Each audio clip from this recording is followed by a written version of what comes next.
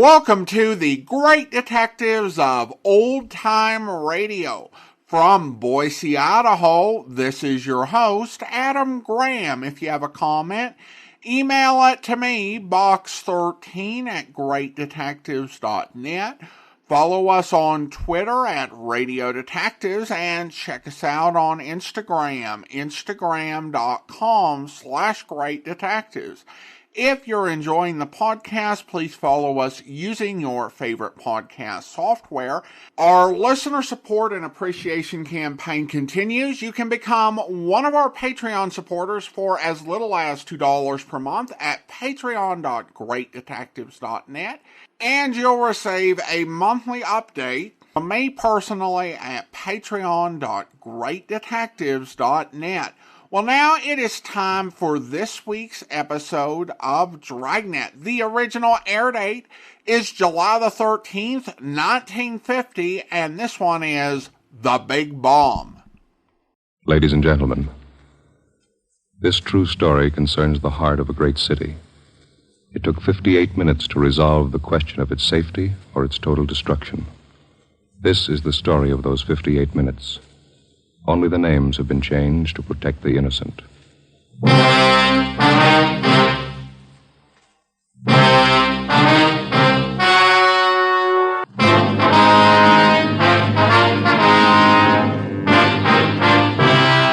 Dragnet, the documented drama of an actual crime. For the next 30 minutes, in cooperation with the Los Angeles Police Department, you will travel step by step on the side of the law through an actual case transcribed from official police files. From beginning to end, from crime to punishment, Dragnet is the story of your police force in action. It was Tuesday, November 15th. It was raining in Los Angeles. We were off duty reporting in on an emergency call. My partner's Ben Romero. The boss is Lynn White, Deputy Chief of Police. My name's Friday. It was 8:25 a.m. when I walked into the Main Street entrance of the City Hall. I'm Friday? Yeah, that's right. You have to take this elevator, Sarge. It's the only one to serve. Right.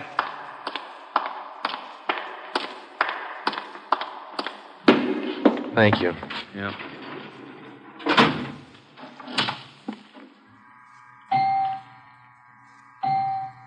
I'm going to run you up to 16. Chief's waiting for you up there. Well, what's the pitch? Only one elevator here in service out of 10? The place looks deserted. What's going on? Well, nobody in the building, Sergeant. All the office people have been sent home.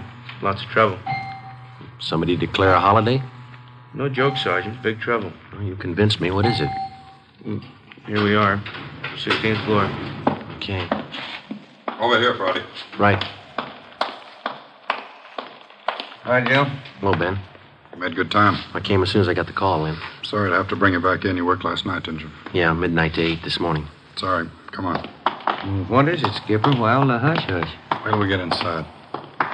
In here. Okay. Number one, let's keep our voices down. All right. I'll make it as brief as I can. Every minute counts. What time you got, Friday? 8:33. All right, here it is. 55 minutes ago, a man walked into this building with a homemade bomb under his arm. If we don't release his brother from the county jail by 9 o'clock this morning, he says he'll pull the trigger on the bomb and blow up the whole building. He's kidding, Skipper. Who is the guy? Name's Vernon Carney. Here's his package.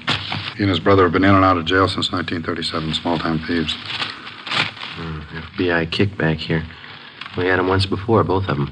Brother's name is Elwood, serving a year for car stripping. And this two-bit thief is sitting here in the City Hall with a bomb on his lap? That's right, in the next room. What kind of a bomb is it, Len? You think he's bluffing?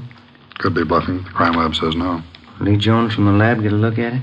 He's been in here twice. One into the box's glass. Says he can't see much without a closer look, but you can't get near the guy. All right, what do you want us to do? It's a volunteer job. You can take it or leave it. I won't order you to do it. How do you want to handle it? You sure you want a piece of this, Romero?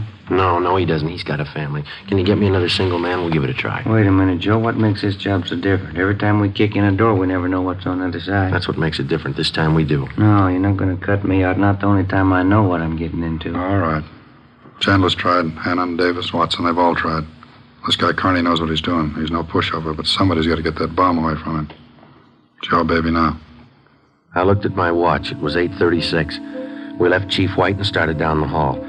If Carney was going to make good his threat to blow up the building by 9 o'clock, we had exactly 24 minutes to talk him out of it. Ben and I figured we'd better look him over first and then work out some kind of a plan. Maybe just talking to him would do it. Vernon Carney was sitting in a straight-back chair against the far wall facing the door. He was seated between two windows that looked out over the city. In the center of the right wall was a connecting door leading to the office where Chief White had briefed us. The door was locked on both sides. Just off the center and favoring the left of the room was a small filing table. There was a dictaphone on it. In the near left corner, shielded by a white screen, was a small wash basin. Vernon Carney sat erect, holding a black box on his lap. He held his right hand inside one end of the box. Ben and I walked into the room. What do you say to a man with a bomb? That's close enough. Cigarette, Carney? I'm not smoking right now. What are you trying to prove? You know what I want. We're not going to let your brother out of jail. You've got until 9 o'clock to change your mind. According to that clock up there in the ward, you got 24 minutes. If we go, you're going with us, Carney. Don't take much of a brain to figure that one out, Copper. What made you think you could get away with this? I haven't yet. It ain't 9 o'clock. Unless that clock's slow. I haven't checked it against my pocket watch lately. That's the one that's running this show. You given any thought to all the innocent people that are going to go up with that thing of yours? My brother's innocent. I want him out of jail. The court says he's guilty. He'll get out when he serves his time. That's where you're wrong, Copper. He gets out at 9 o'clock this morning. All right, come on, Carney. Get your hand out of that box. Put the box on the table. You think I'm bluffing, don't you? I'm going to let you get within 5 feet of me before I make a liar out of you. All right, Carney. I guess you mean business. You can take 3 more steps and find out for sure. Suppose we did let your brother out. We'd just come out and pick him up again, you along with him. If you could find us. Let's get this straight. If we let your brother Elwood out, how do we know you'll keep your promise? What promise? I haven't made any promises. You just get Elwood down here first, then we'll talk about it. Look, there's just one thing I can't figure, Carney. Yeah, what's that? If we don't let your brother out, you say you'll pull the trigger on that bomb.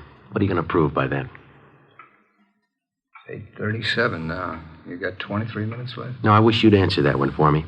Why do you want to kill a lot of innocent people? Don't try to con me, Copper. I know they cleared everybody out of this building 45 minutes ago. I know they cleaned out the whole block. They got it roped off. Where'd you get your information? I got a couple of windows here to look out of. Don't you think it's about time you sent somebody over to get Elwood? What's to stop us from leaving the building along with the other few officers and let you sit here and touch your fat bone? Go ahead. Won't be a long wait without you. Who are you trying to kid? You'd let me blow up $10 million worth of taxpayers' money? No, you're going to let Elwood out.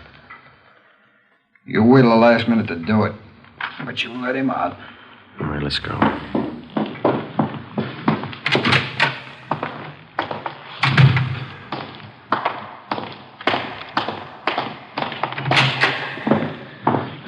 Lynn, listen. Yep. I'm still not convinced that Carney can back up what he says. Well, why don't you take the box away from him? Yeah.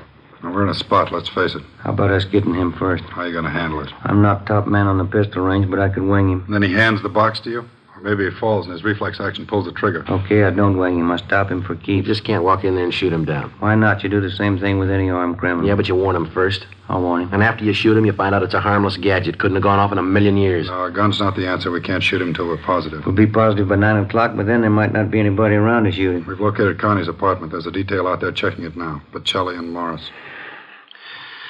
Have you got any ideas at all? Anything we could try? That's why I called you in. None of us have gotten any further than you did just now. There's just one thing I want to know for sure. Yeah, Friday. Is it or isn't it? We all want to know. Either way, we got to get that box away from him. I get it. White speaking. Yeah. Did? No, stay out there. I'll call you. That was Bocelli. They just found 28 sticks of dynamite in Carney's apartment.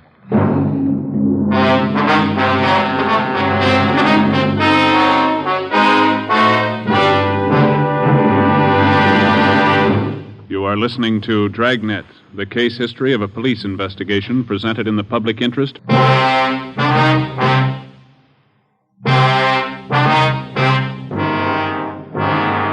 now Carney wasn't kidding. We could see into the bomb through the glass window in one end. There was dynamite inside, and there was dynamite in Carney's room. We didn't know if he had the nerve to pull the trigger. We didn't know if it'd go off when he did, but with only minutes remaining, nobody wanted to take the chance. From here on in, all of us agreed that Vernon Carney sat in the next room, holding in his two hands a force powerful enough to destroy us all. I looked at my watch. It was 20 minutes till 9. How do we get it away from him? I got an idea. It might work. Let's have it. Well, Carney's sitting against the far wall between two windows, and they're both open. That's right. If we could get a man through one of those windows, we might get Carney from behind. How are you going to get him? Well, whoever gets through the window could slug him. What do you do then? Somebody grabs the box. The crime lab can tell us what to do with it then. How do we get a man through one of those windows? We're on the 16th floor. Well, there's some kind of a ledge that runs around the building on each story, isn't there? Wide enough for a man to walk on? Let's take a look. All right.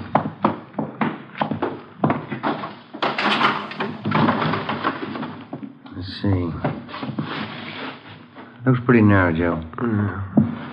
A good 18 inches could be done. Too risky. It's been raining out. That ledge is slippery. Strong wind out there, Joe. It'd tear a man right off the building. Yeah, I guess you're right. There's still a way. How about a ladder? 16th floor, Skipper. Well, there might be a way. The fire department would know that. I'll get Battalion Chief Erickson. There's Lee Jones in the building. No, he's over at the crime lab. I'll get him up here, too. I don't know, Friday. Maybe it'll work. It's got to, Lynn. All right, now look. It's going to take a couple of minutes to set this up. We've got to know what Carney's doing every second of that time. How about the dictaphone on the table in there? Good. Get it on without him seeing you. We'll try. That dictaphone in there is connected to this one in here. This room is 1614. You got that? Yeah. All right, push down key 1614 on that machine in there and leave it down. Get the receiver off the hook and leave it off. Leave the receiver off. That's right. You know, if it isn't off the hook, we won't be able to hear a thing in here. Right, come on, Ben. Lynn White speaking. Give me Chief Erickson.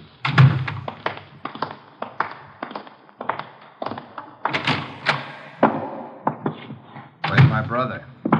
Still in his cell. You coppers are long on talk, short on time. Yeah, we know. I'm telling you, for your own good, you better get Elwood over here. Carney, I'll bet if we get your brother on the phone here, he'll tell you that he doesn't want any part of this. You mean Elwood doesn't want to get out? Since when? Sure he wants out, but not your way. He's only got a year to serve. Why don't you leave him alone? I told him I'd get him out. He didn't think I could do it, but I'm doing it. I'll make you a bet, Carney. You let us get your brother on the phone. He won't walk out of here with you. Get him on the phone. All right. Where are you going? Phone's over here. Have to use the dictaphone. I got to get an okay from the chief. Elwood's still a prisoner. What's the matter with the phone? No operators. You know the building's been cleared. That's right. I almost forgot. Okay, you can use the dictaphone. It's Friday, Chief. Carney wants to talk to his brother. I know you'll have to send somebody over. Have him put the call on the extension. Wait a minute. What's that extension number, Ben? 2351. 2351, Lynn. Right? It'll take a minute. All right. I kind of like to talk to El. Been a couple of months since I've seen him. We've always been together, me and El, most of the time. Joe, let's go in and see if we can't hurry that call. That's a good idea, boy. It's 16 minutes to 9. Yeah. Hey, cop. Yeah. Forgot to hang up the dictaphone, didn't you? I put the receiver back on the dictaphone. Ben and I had failed to make good on the first step of the plan. When we got outside the door, we briefed Davis and Watson. They went in to sit with Carney. It would be their job to keep us posted on Carney's movements. The dictaphone was out. We went back into the office next door. Chief Sam Erickson of the fire department and Lieutenant Lee Jones from the crime lab were already there. Would have been a help. We haven't got time to cry over it. Carney's wide awake, Skipper. He doesn't miss a thing. White told us the plan Friday. We can't run a ladder up from the street. Too high, huh, Chief? The best we've got is a 100-foot aerial. You figure 12 foot to the story, that'll take you up 96 feet, 8 floors. Mm-hmm. We got the latest equipment. What's that idea you had, Jones? Sam, can you get a hold of a pump here in a hurry? Sure, we got a lot of scaling ladders, but you got nothing up there to hook 'em on. You figure on dropping down from the floor above? That's right, and I figure a pump here would do it. Sure it would. You could make it past the windowsill up there, but you got a 1.5 ledge in the way. No, what you want's a lifeline. You mean lower a man on a rope, Chief? Yeah, Romero. That's the quickest and the quietest. Could you rig it so one of my boys could do it? Surely. What's the risk? None if you work it right. We'll strap on a life belt, give the man heavy leather gloves. 2 of my men will lower him down. Pick your lightest man. What do you think, Lee? That's it. What do we do with the bomb when we get it? I figure that box Connie's holding is about a foot square. Here's what I'll do.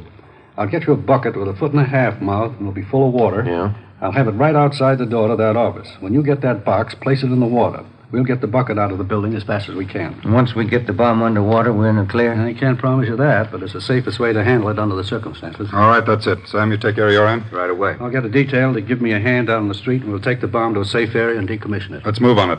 All right, then.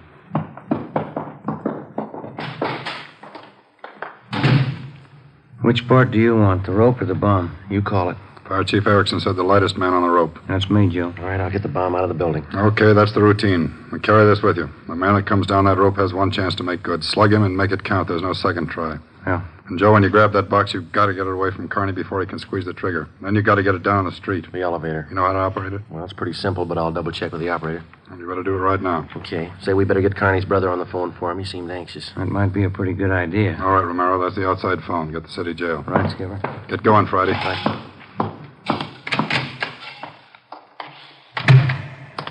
Hey, you, elevator man. Yes, Sergeant?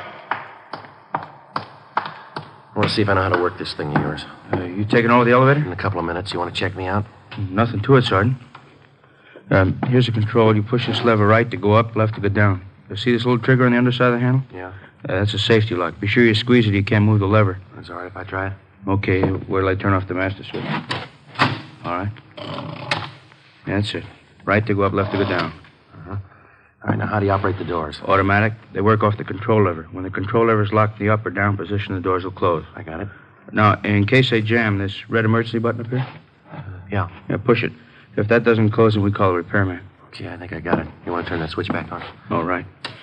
You sure now? I have my orders to get out of the building. I'll just leave the elevator right here and take the stairs down. All right. Thanks a lot. Sergeant? Just curious. You going to take the bomb down this car? We're going to try. You won't have any trouble. We haven't had an elevator failure in 18 months. The elevator man turned and went down the stairs. I started down the corridor and met Ben outside the office. He told me that Lee Jones and Chief Erickson were on their way up in the freight elevator at the rear of the building with the necessary equipment. The 2 fire department volunteers were with them. The phone call had been put through to the city jail, and in a minute, Elwood Carney would be ready at the other end of the line. We went in to tell Carney. I told him over at the jail to put the call through on extension 2351. When's it coming through? Right now. You got Elwood with you? No. We told you we'd get him on the phone for you. Call will be through in a minute. A minute's a long time, cop. You only got 12 of them left. Elwood's going to talk you out of this. Oh, sure. Everybody's going to talk me out of this. First it was them other 2 cops, the little porky guy and another monkey. And you and this Dixie doughhead here. Now it's Elwood. Now, come off it, will you? Get my brother over here. That's him now. It's your brother, Connie, I'll get it. They put you. Just gonna get the phone. You want to talk to your brother, don't you? I'll take care of the phone. We'll just disconnect it for a little while. Now get this straight, copper. I'm through with your stinking rotten lying. I want Elwood here, and I want him now. Now bring him here before I blow you all to pieces.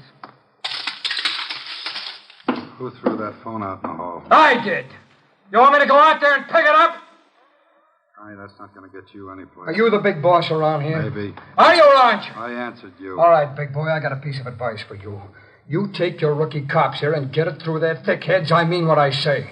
I want my brother over here in this room. And you got just 11 minutes to get it done. Now you tell him that, will you? All right, Connie. It's your show.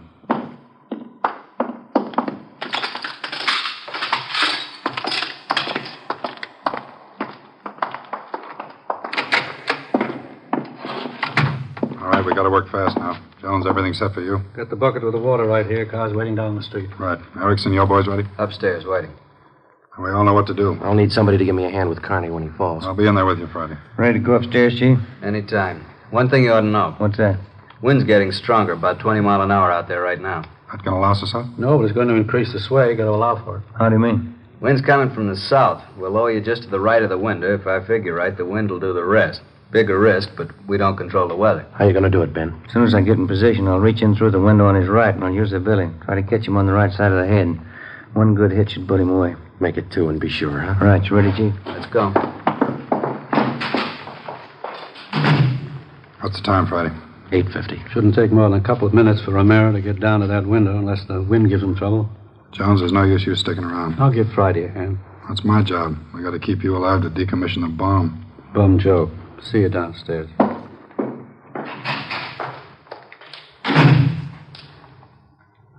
ready, Lynn? Yeah. Scared, Friday? Yeah. Makes us even. Come on. Lynn White and I went into the next room with Vernon Kearney. Ben was going to make a try from the window on Kearney's right. Somehow he had to keep his attention on us and away from that window. If anything went wrong and Kearney got out of position, the plan had failed. If Chief Erickson didn't estimate the force of the wind correctly, the plan had failed. I looked at my watch. It was 8 minutes to 9. Kearney, anything we can say that'll make you change your mind? I've asked you 100 times. Now I'm ordering you. You're going to get to a phone and have somebody send Elwood over here right now. I'm through waiting. Now move. You ripped the phone out, Kearney. Well, then find another one. I told you I'm sick of your two-bit stalling. We've got until 9 o'clock to make up our mind about this. You had until 9. You wouldn't do what I told you. Now I'm cutting you short. You guys got exactly 1 minute to get a phone in this room where I can hear you call a jail and have him send Elwood over here. You said 9, Kearney. All right, Joe. We'll give him what he wants. David, unlock the connecting door to this office. I'll get the phone, Lynn. The cord reach? Just a minute. Yeah. Your brother's a prisoner. He's in our custody and he's under our protection. We can't place his life in jeopardy. Leave that up to Al.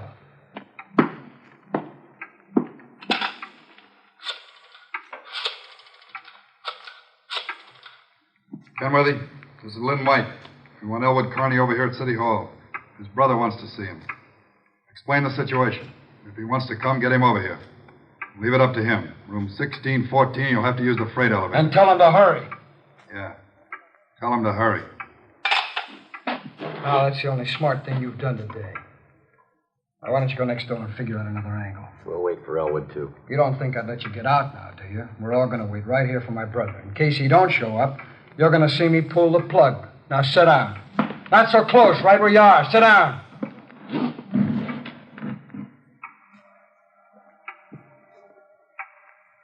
It's a loud clock, ain't it? It's windy. It's getting cold in here. Maybe I ought to close the windows. Hey, turn on the heat. Stay put, cop. What's that? What's going on? Just the wind, Kearney. Shut up! There's somebody out there. I can see his feet. You stupid cunts! Pull him up! Get back there! You pull him up! Righty, tell him to pull him up. Pull him up! Pull him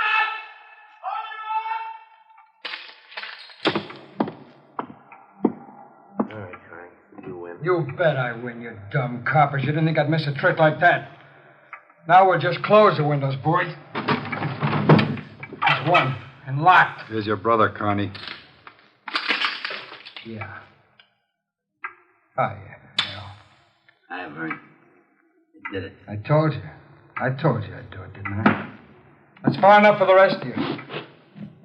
Al, you come on over here.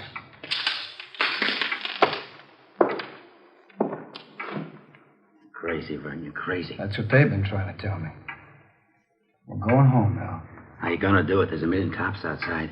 People all over town heard about this. They're holding the crowd They back. ain't gonna stop us now, Al. You'll never make it, either one of you. I got him this far, didn't I? We'll make it. Vern, do you think we could do it? You, Yeah? you're gonna get a car ready for us, a fast one. Have it in front of the building. Move! All right, Friday, do what he tells you. Right. Hold it. Yeah? If you ain't back by 9 o'clock, the deal still holds. I told them I'd pull the pin at 9 now if they didn't let you out. You ain't fooling, are you, Vern? That gadget really blow? 4 miles high. They won't let you pull it. We're getting out. All right, copper, get the car. You got 4 minutes.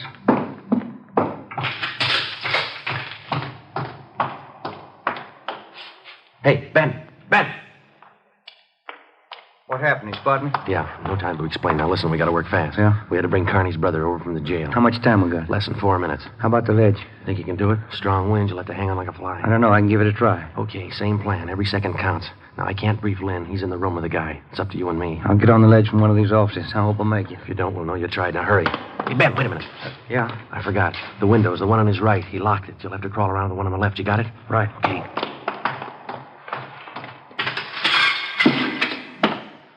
Car will be ready in 2 minutes out front. Fine. Ellen and I'll just sit here and wait. It's going to be good being back together, now. We always were real good together, Vern. Well, that's the way. Brothers ought to be together all the time.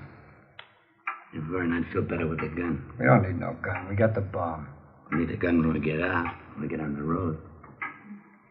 Okay, take your pick. They all got him. You, give him yours. I'm not carrying a gun. I left it in the other room. The cop without a gun? Who's kidding who? I left it in the other room. Risk the big boy, though. He's got one, huh? It's about time for that car, ain't it? It's 2 minutes to 9. Yeah, this feels like it right on his hip. Grab him, Joe. I got him. Get the box. Leave that gun alone. I got him, Ben. I gotta get his hand out of it. Run, Joe. Get in the water. Run!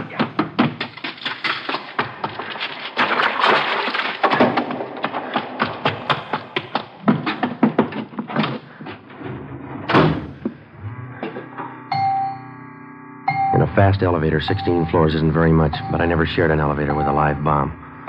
Seemed like hours between floors. I kept watching the bucket. The bomb was completely underwater. A small stream of bubbles was hissing to the surface. I waited.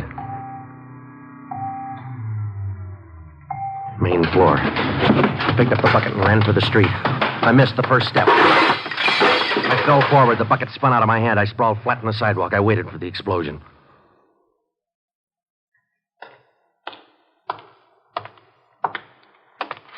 It didn't go off, Friday. Yeah.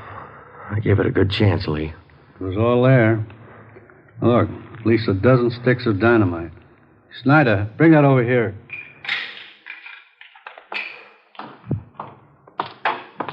Here you are, Lieutenant. Thanks. Here's why it didn't go off. Yeah? Had it rigged for a hard trigger pull. Would have taken a good yank to set this one off. Hi, Joe. Hi, Ben. Clumsy.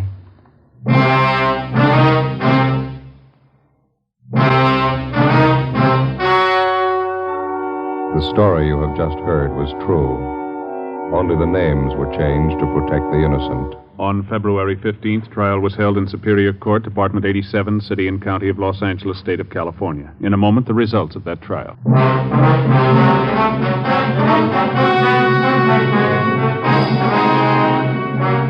Vernon Carney was examined by 5 different psychiatrists appointed by the Superior Court and found to be mentally incompetent. He is now confined in the State Mental Institution for the criminally insane. Elwood Carney is now serving the balance of his sentence with no time off for good behavior. Next, Sarah's Private Caper with comedian Sarah Berner on NBC.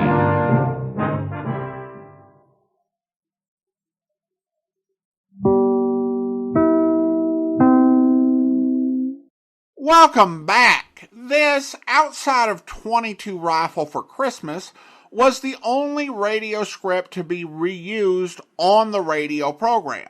Obviously, many radio scripts were remade for television, as was this one. This script was originally used in 1949, and I think what we get here is still a really exciting story about a tense situation. If this were the only version of the story we had, it would rank very high among all the Dragnet episodes that were ever made. But there are a couple of differences which, in my mind, make this not a bad episode, but an inferior adaptation of a good script.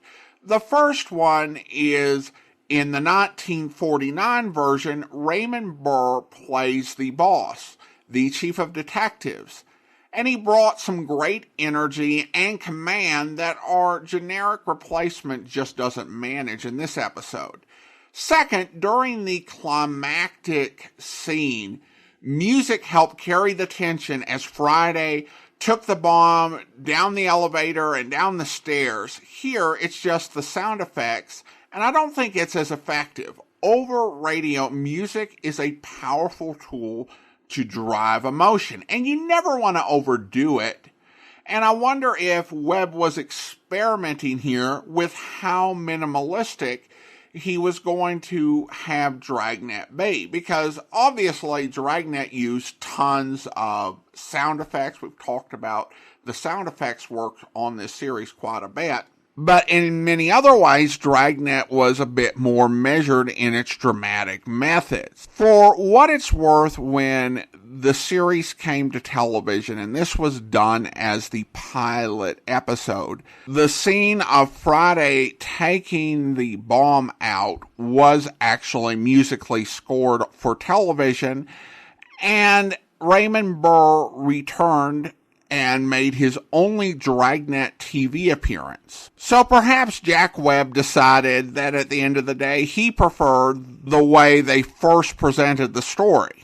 I don't think it was unreasonable for them to do a script reuse, because keeping in mind that they didn't really do reruns, this episode was originally done during Dragnet's 1949 summer series run and would have had a more limited audience before it was picked up by NBC. So entirely makes sense to have done this and to, experimented with it and tried to improve upon it, even if the original production was still better.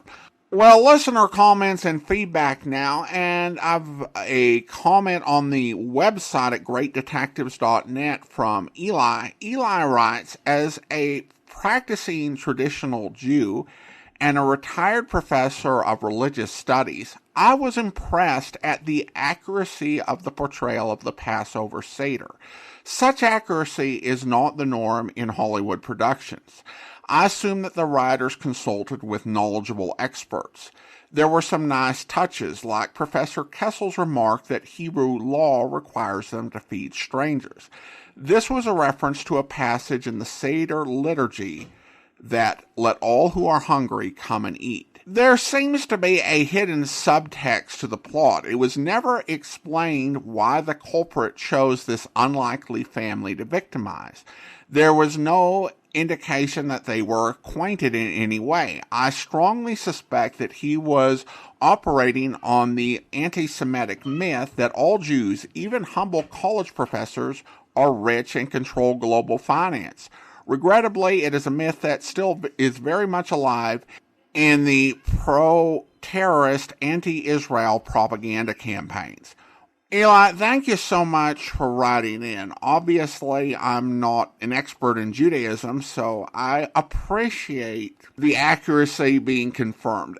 And I think your supposition as to why this family was chosen for this particular crime is a fair one. The man may not even have had any particular active grudge or hate against Jewish people, but he bought into that idea and therefore assumed that a well-educated professional Jewish man would have ready access to a large amount of cash. Now, obviously, there might be some information that's not included in the episode that might have shed additional light on the motive, but based on what we have on the episode, I think that is probably the best explanation. Eli had one more note. He writes, note that there is a lot of online confusion about this title, since there's a different episode involving the kidnapping of a child that gets mixed up with this one on several sites. Well, thank you for that. And this is one of the challenges with Dragnet, is that you have close to 300 episodes that adopt this, the big this and the big that naming scheme. But there wasn't really a careful watch on reusing a name. They just kind of needed a name to slap on the script. And there are only so many words. So there are some episodes that are duplicates. For example, one is there are two different big tries, and there are two different big trunks. Now, what I will do for clarity is I will, when I identify that an episode has another episode of the same name, to distinguish them, I will put the year in the title. So I went back and I edited the title for both The Big Grab and The Big Watch to include the year 1950, because the other Big Grab was from 1955. And so I will try to make that a little bit clearer. I think that's the only way that can have that clarified. unless, it's universally agreed upon to rename the episodes, then we're just going to throw in and add confusion by creating episodes that don't even exist. I do know that there has actually been some fan agreement to rename one episode that was a duplicate that we played, but now is no longer a duplicate because they renamed that episode. So I assume good research was found for that. But at working with the framework we have, I will go ahead and add the year anytime I become aware that there's a duplicate name to distinguish it from the other. And, that's the best we can do for now. But thank you for pointing that out and giving me an opportunity to think about it. Well, now it's time to thank our Patreon supporter of the day, and I want to go ahead and thank Kelly. Kelly's been one of our Patreon supporters since June 2017, currently supporting the podcast at the Seamus level of $4 or more per month. Thank you so much for your support, Kelly. And that will actually do it for today. If you're enjoying the podcast, please follow us using your favorite podcast software. And be sure to rate and review the podcast wherever you download it from. We'll be back next Saturday with another episode of Dragnet, but join us back here tomorrow for our next listener support / appreciation special where... Diamond? Yeah? This is John Simpson. I took a chance you might be in your office. Oh, I was just coming back out there. This is John Simpson. I took a chance you might be in your office. Yeah, you said that. I'd like you to pick up something for me. Oh, sure. It's a package.